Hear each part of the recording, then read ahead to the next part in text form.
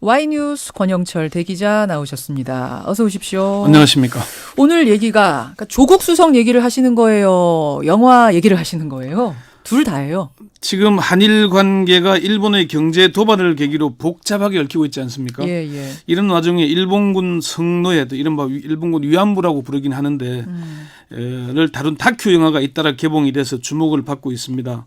특히 청와대 재직 중 일본과의 문제에 적극 나섰던 조국 전 청와대 민정수석이 잇따라 영화 주전장과 김복동을 관람한 뒤에 그 후기를 남겨서 관심을 끌고 있습니다. 그래서 조국 전 수석은 왜 영화 주전장, 김복동을 언급했을까?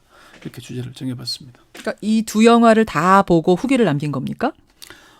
그렇습니다. 조 전 수석은 어제 페이스북에 그제 늦은 저녁 다큐멘터리 영화 김복동을 보았다고 후기를 남겼습니다. 예, 예. 조 전 수석은 영화 김복동의 간단한 소개와 함께 인권, 평화운동가로 우뚝 선 김복동 할머니를 추모하기도 했고요. 그러면서 일본군 위안부 문제의 쟁점을 언급을 하기도 했습니다. 어떤 쟁점들을 언급했어요?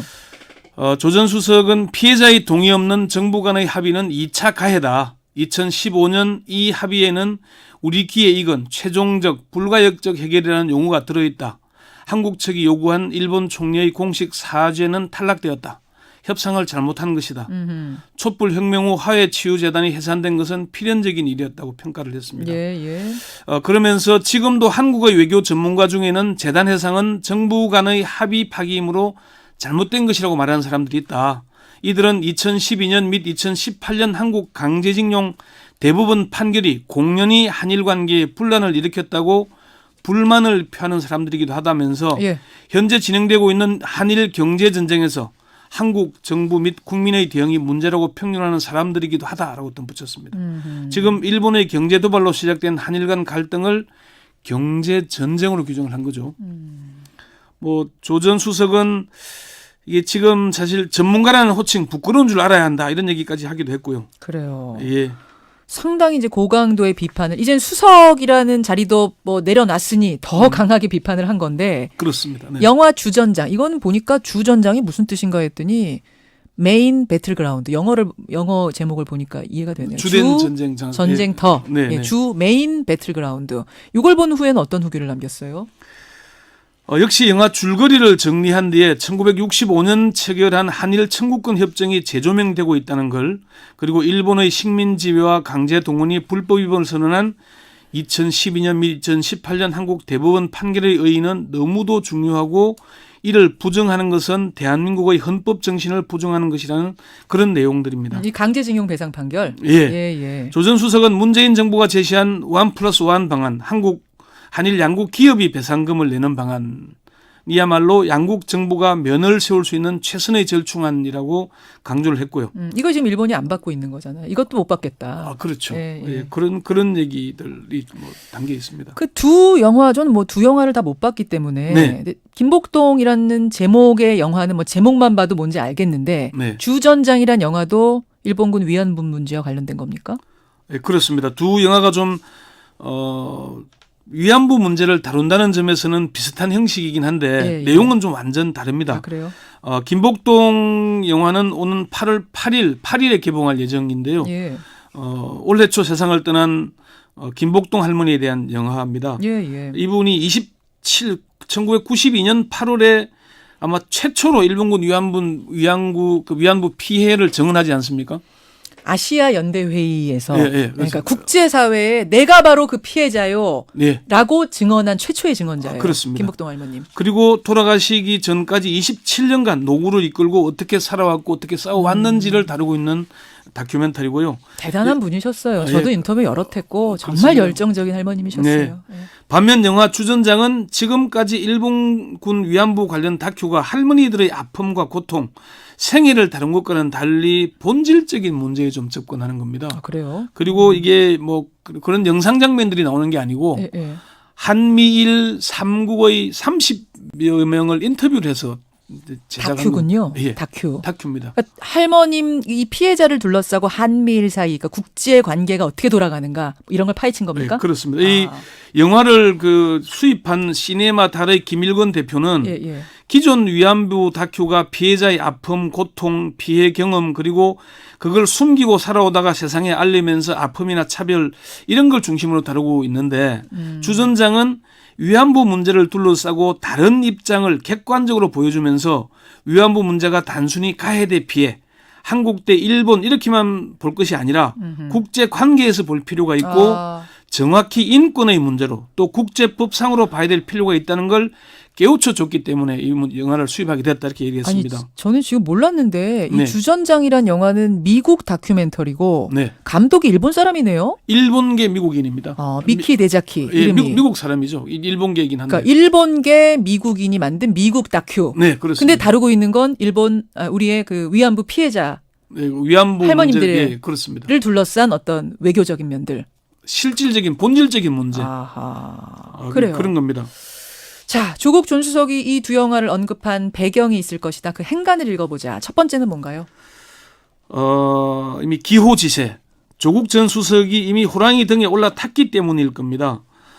조 전 수석은 청와대 민정수석 재직 시에도 자신의 업무와 직접적인 연관이 없어 보이는 한일 문제와 관련해서 40여 건의 글을 페이스북에 올렸지 않습니까? 예. 퇴임 후에도 어제 5건, 그제 5건, 사흘 전에는 6건 등 지속적으로 일본의 경제도발로 시작된 한일 간의 문제점을 페이스북에 올리고 있습니다. 언론사 보도기사를 올리거나 청와대의 공식 입장을 공유하거나 참고할 만한 칼럼 같은 걸 올리면서 뭐 코멘트 하거나 그렇게 하고 있습니다. 그런 관점에서 영화 주전장과 김복동을 관람한 뒤에 후기를 올리는 건 어쩌면 당연한 수순일 겁니다. 그러니까 일각에서는 민정수석 때도 그 폭풍 트윗한 것에 대해서 얼마나 많이 지적을 했어요. 네, 특히 이제 네. 야당의 공격이 엄청났는데 네. 그만두고 나서도 또 이러네 이제 이런 얘기가 나오는데 거기에 대한 지금 분석이에요. 네, 그렇습니다. 기호지세 네. 이미 올라탔는데 그렇죠. 지금 와서 멈출 이유가 없고 게다가 자리까지 내려놓은 마당에 멈출 이유가 없다. 예.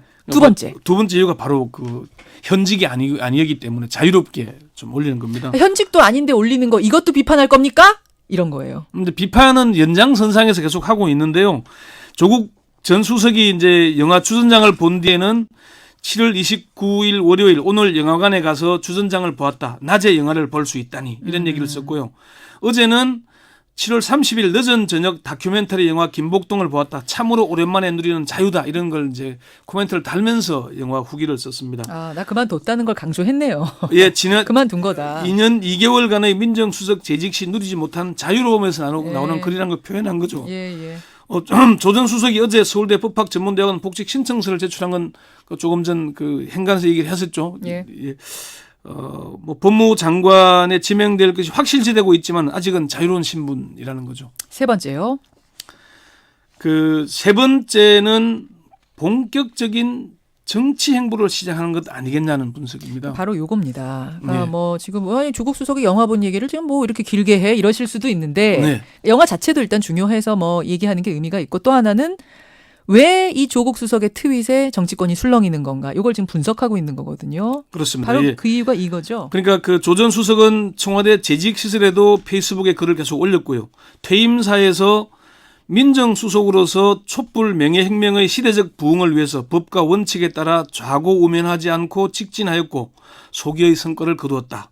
또한 민정수석의 관례적 모습과 달리 주권자 국민과 공개적으로 소통하면서 업무를 수행하였다 이렇게 밝혔거든요. 예. 주권자 국민과 공개적으로 소통이라는 데 방점을 두고 있는 겁니다.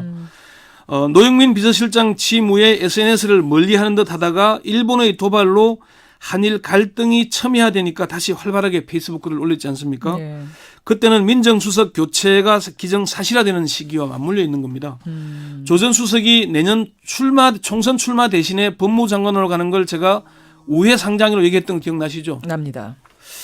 이게 조 전 수석이 지금은 공직자가 아닌 자유로운 신분이니까 쓰고 싶은 글을 올릴 수 있고 또 법무부 장관이 지명이 확실히 되고 있지만은 민정수석 시절에 올리던 걸 장관이 됐다고 안 올릴 리는 없지 않겠습니까?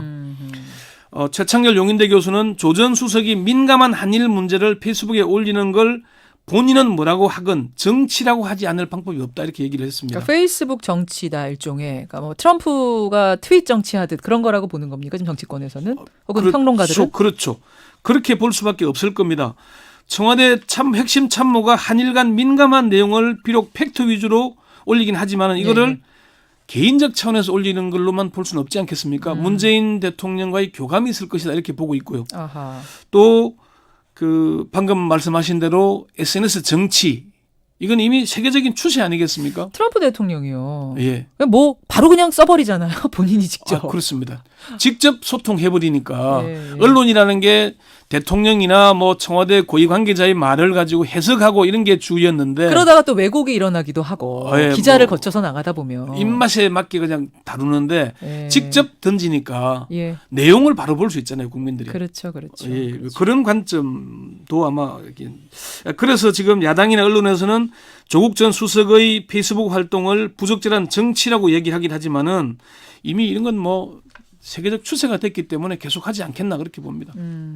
영화 주전장 이게 얘기를 조금만 더 하자면 네. 예. 기존의 위안부 일단 보셨어요? 권 기자는 보셨어요? 저도 그제 이 방송을 위해서 밤늦게 예. 찾아갔는데 보셨어요? 참 영화 볼 곳이 참 많지 않습니다. 개봉관이 많지 않아요? 전국에서 한 50여 곳 정도밖에 안 됩니다. 그래요. 서울 시네마에도 뭐 20곳 넘는 정도기도 하고요. 어떻게 다르든가요? 기존에도 사실 이 문제를 다룬 영화들은 꽤 있었는데.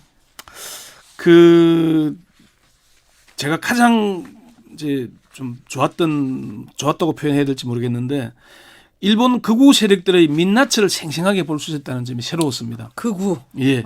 그동안의 위안부 관련 다큐와는 좀 차별되는 지점입니다. 그래요. 일본 회의라고 들어보셨죠? 일본 회의 알죠? 예. 거기 이게 각종 우익 세력들 다 들어가 있는 뭐 조직, 단체 그런 거잖아요. 일본 극우 세력의 총본산인데 예. 이게 일본 회의 중심 세력이 신사를 대표하는 신토 쪽 사람이라고 합니다. 예.